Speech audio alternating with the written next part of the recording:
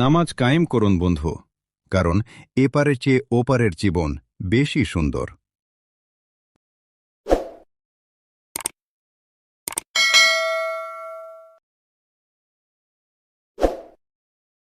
আলভারেজকে দলে টানতে বার্সার বড় অঙ্কের প্রস্তাব।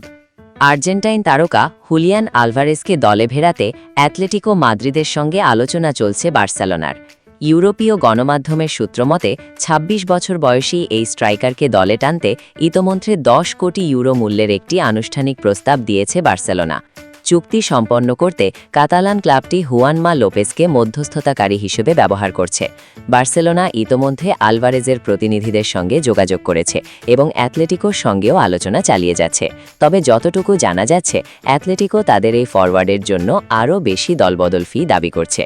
ইউরোপীয় গণমাধ্যমগুলো জানাচ্ছে, আলভারেজ নিজে বার্সেলোনায় যোগ দিতে বেশ আগ্রহী, ফলে তার পক্ষ থেকে দলবদল নিয়ে বেশ আগ্রহ দেখানো হতে পারে বলে ধারণা করা যাচ্ছে।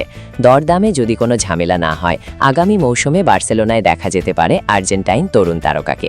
বার্সেলোনা কোচ হান্সি ফ্লিক এবং স্পোর্টিং ডিরেক্টর ডেকো দুজনেরই বেশ পছন্দ আলভারেজের।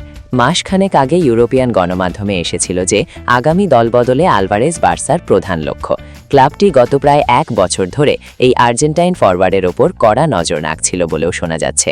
২০২৪ সালের আগস্টে প্রায় ৯ কোটি ৫০ লাখ ইউরোতে ম্যানচেস্টার সিটি থেকে অ্যাটলেটিকো মাদ্রিদে যোগ দিয়েছিলেন আলভারেজ।